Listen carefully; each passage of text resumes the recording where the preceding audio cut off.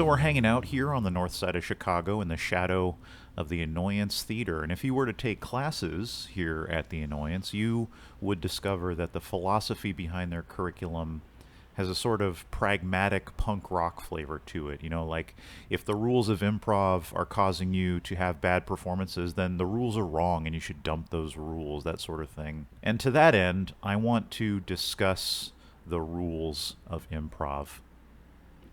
There's this phenomenon that happens among improv students, especially students in their first year of classes and shows, where they will have had an improv teacher who doesn't have the time or the patience to discuss improv philosophy in class, right? They want to get straight to the exercises, which is totally justifiable, you know, less talking, more doing, and I can appreciate that. But for brevity, the improv teacher might say something like, "Hey, no more questions on stage. Don't ask any more questions. Statements only, all right? No questions." And they do this without explaining why you shouldn't ask questions, or clarifying that you shouldn't ask questions just in this exercise or just in this class. And some ratio of students who experience this will walk away from class thinking, improvisers are not allowed to ask questions on stage. What a very helpful improv rule. This happens all the time. And even if the improv teacher does explain the context of this rule, you know, that empty questions don't add any information to a scene like you're supposed to do, and that this one student was relying too heavily on questions as a way to feel like they're saying something while actually not saying anything, even if all that is explained, some portion of students who crave structure in this mysterious new art form will still walk away from class thinking no questions is a rule, because that's the simplest possible way to interpret it. And these improv students might continue to collect and trade these improv rules amongst each other like Pokemon cards, you know? They'll go out to pizza after class or whatever and talk about these little rules that they're excited about. This little rule made my scene so much better. And that feels really good, you know? They feel like they're making progress, so they seek out other improv rules, because if one rule was good, a dozen rules must be amazing. I must always say yes. I must always have a distinct character with a clear objective. I must figure out a clever way to use the audience suggestion. I must establish a relationship in the first couple lines. I must use space work to make my environment seem real. My body must face the audience, but I must maintain eye contact with my scene partner. I must stay in the moment, but I also must think about the story arc. I cannot argue. I cannot laugh. I cannot ask questions. I cannot move around the stage without a purpose, and so on. Lists and lists of rules. And eventually they hit a tipping point where before rules were empowering and they provided direction and purpose, but now they're just this impassable wall of regulations. And subsequently, the idea of performing improv on stage can feel very overwhelming to these students, because that would mean attempting to implement all of these rules at the same time in every scene. All of these really important improv rules that they've collected and agonized over for many months. And you'll hear improv students in this situation say things like, "I'm so busy trying to do the correct thing on stage that I can't do the interesting thing or the entertaining thing." And they'll say, "Improv was so much more fun when there were only 2 rules instead of 30. And it's hard for me to hear that, and it breaks my heart because it's unnecessary and completely avoidable. And there are 2 things that I tell these improv students whenever I find one in the wild. The first one is easy. After a while, you start to internalize these rules. They become instinctive rather than conscious, and thus much less intrusive on your performance because you don't have to think about them anymore. You can get on stage and just joke around because your brain will be doing all these things on autopilot. You don't even have to think about it anymore. And that just takes time and practice and repetition. You get there eventually. But the second thing I say, and what I want to talk about in this video, is this. There is no such thing as an improv rule. All right? Improv rules do not exist. There are, however, lots of improv techniques. Everything that you think is a rule is actually a technique. Some of those techniques are very well known and widely liked. They've withstood many decades of trial and error. Saying yes to the premise of a scene is one of those techniques, right? Yes and. That's a technique that's been around since the dawn of improv, and it's pretty effective, and you should probably use it. For a lot of techniques, though, it is more difficult to demonstrate why they are important or valuable to you right now in whatever stage you're at in your improv journey. And it's an important distinction between rules and techniques. It's more than just semantics, right? Rules are requirements. You have to do them. You have no choice. And presumably the rules are enforced by some authority figure, or, I don't know, the gods of improv. Cause and effect, you break the rules, something bad happens, right? Whereas techniques are optional and personal, and you get to decide which techniques you use and how often you implement them and in what context.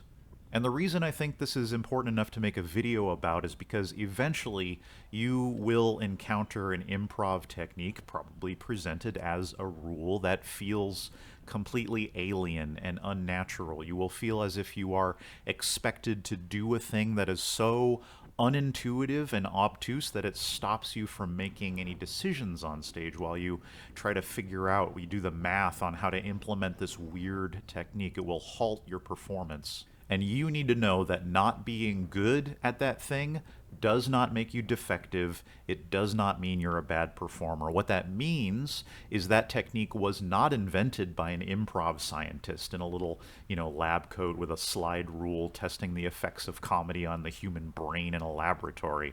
Okay? That technique was almost certainly developed in the early 90s by some 22-year-old doing improv at a bar. Just some asshole like you and me. They developed this technique for their own neurology and physiology for a very specific type of show that maybe worked on audiences 30 years ago. And statistically, you probably have very little in common with the person who invented this technique or the environment where it evolved, let alone all the assholes that have tweaked the technique for their own purposes in the years since. It's not weird that it doesn't work for you because it wasn't designed for you. It was designed for them, all right?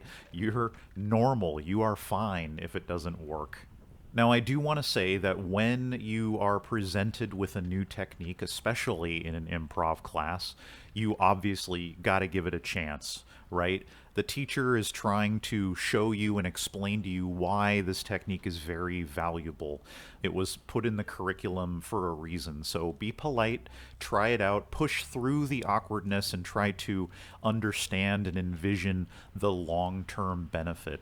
This is part of the learning process. But eventually, after that class term is ended, you have to ask the question, is this technique valuable to you? Obviously, you get to decide that, not your improv friends, not your theater or your team coach or anyone else. You get to determine whether that technique makes your performances better or worse in the long run. And I'll give you an example. Somebody somewhere has made a career of teaching improvisers to start scenes by getting very close to their scene partner and standing almost nose to nose with them and maintaining eye contact while they have a very breathy and intimate scene, and they ignore the audience and just focus on each other. My suspicion is that this technique was imported by screen actors in the very, very early years of improv, when people were still trying to figure out what an improvised scene looks like and how to make it feel successful. And maybe this technique worked really well in front of audiences in 1981, but over the following decades, this technique has been simplified and trivialized by other assholes until it turned into the improv rule that we have today, which is you have to make eye contact. Eye contact is really important in improv scenes. Eye contact is how you read your scene partner's intentions. Now, as you may have gathered, I think that this rule is garbage. My vision is imperfect on good days, so trying to catch little details in someone's eyes or face from across the stage is just not going to happen, all right? Let alone whatever secret language eyeballs are supposed to speak. I never learned it. That's a developmental milestone that I apparently missed. So ultimately, I have rejected the eye contact technique. It doesn't work for me. And if I believed that eye contact was an improv rule and I forced myself to improvise that way, I would always be a nightmare and I'd be miserable. I would hate performing.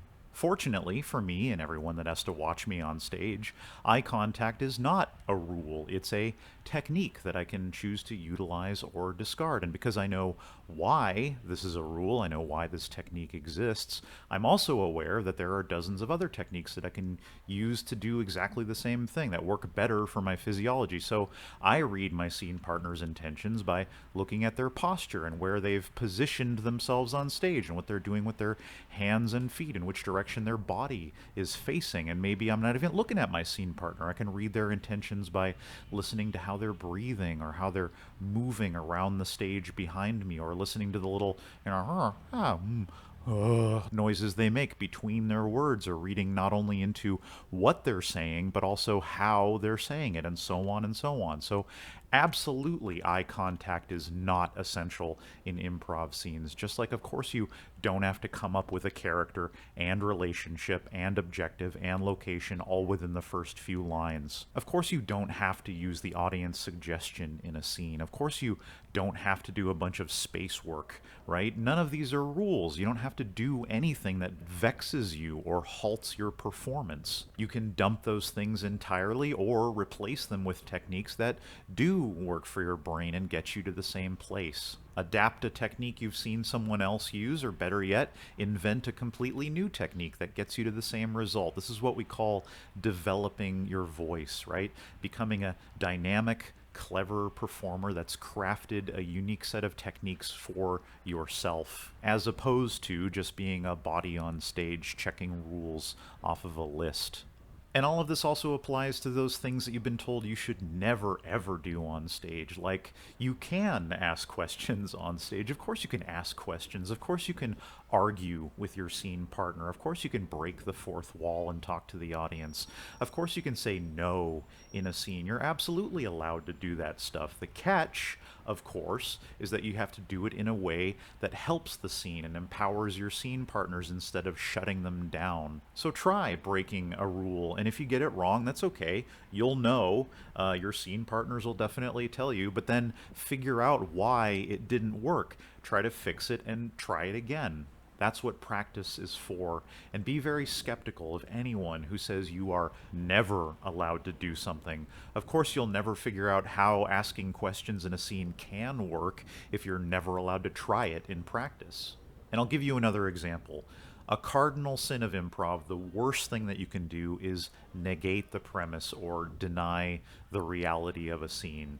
This is a barn. No, it's not. It's a space station, that sort of thing. But a few years ago, I was in a long-form set with a buddy of mine who was feeling a little mischievous that night, and he initiated a scene like this. Ah, if it isn't the town's most permissive hooker, can I get one of your famous $15 blowies? Now, I've cleaned up the language a lot for the YouTube algorithm, but you get the idea. I am not interested in playing that character, and I don't want to do that scene in front of a paying audience, not even ironically. So absolutely, I'm going to deny the reality of that initiation. And I said, well, I'm a masseuse, and I do cupping therapy treatments for $15, but certainly not at 2 a.m., and the rest of the scene was fine. The improv cops didn't show up to arrest me for denying the reality of a scene. Everybody had a good time. He got to play that shitty character he wanted to play, and I didn't have to be a discount sex worker. I'm not going to follow the improv rules into something that feels inappropriate, and neither should you. Which brings me to my last point, a much larger reason why it's important to know that improv rules are not real. Someday, one of your scene partners or audience members will do or say something absolutely vile during a show, like ethically disgusting, okay? Something racist or sexist or homophobic or transphobic or, culture phobic, I guess. You name it. It'll be something horrible. It will happen eventually, hopefully by accident, but who knows? And when that thing happens, it's pretty important that you know that diligently following the rules of improv will be the worst possible thing you can do, because it will make you complicit in this thing. You have to be able to and comfortable with bypassing correct improv to stand up for what you believe and fix that thing, or get that thing off your stage in whatever way you devise in that moment, right? If you are on stage with it, then it is your responsibility. And hey, maybe you screw it up and you miss your opportunity. Maybe all you can do is stand there in stunned silence as somebody's bad Asian accent turns the audience against you, and that sucks. You know, it feels bad. Lose a night of sleep over it, imagining a scenario where you were the hero and you saved the show, and think about what you could have done and be a little better prepared next time somebody tries to pull something. You absolutely will get another chance. So thanks for listening to all this. And to recap, don't fall into the trap of looking at improv as if it's a big list of regulations, because it's not, all right? Look at improv as a place where anything is possible if you're willing to spend the time figuring out how to make a technique viable. My opinion is that the most important thing an improviser can do is not to be funny. It's not to perform in lots of shows or get podcasts or get on TV. The most important thing an improviser can do is invent something that makes improv easier to understand, easier to perform, something that helps people move past the frustration that they have with improv. Those are the things that will still be floating around improv theaters in 30 years. Not so much that one show that you did where you remembered to say yes and didn't ask any questions. You know, we'll forget about that in a week. So we're pulling up to this cream-colored building here on Broadway between Gunnison and Lawrence. This building has cultural significance to Chicago improvisers. This storefront in particular is the former site of the Annoyance Theater from 2003 through the end of 2013, roughly. I don't know if anybody has occupied the space since then. That all happened before I arrived in Chicago, but it looks a lot like the current Annoyance bar in there, so I'm inclined to believe that nobody's been in here since the Annoyance left. But this is the internet, of course, so I'm sure someone will show up to correct me if I'm wrong. And this guy saw me looking in the window, so he's gonna come be my friend now, and that's fine. I'll do some street level improv with him. Oh man, the neighborhood's really changed in the last 10 years, you know, that kind of stuff. He's a nice guy. He just wants to make a connection with somebody. That's a thing improvisers understand.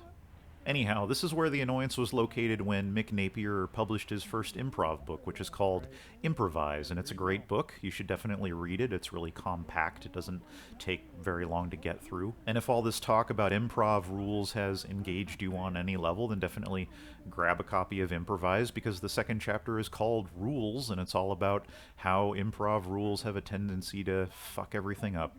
Mick Napier explains it in a much more succinct and respectful way than I do. Anyhow, thanks for hanging with me, and have a good day. Whoever does it, they're gonna make millions. Yeah, once it's done.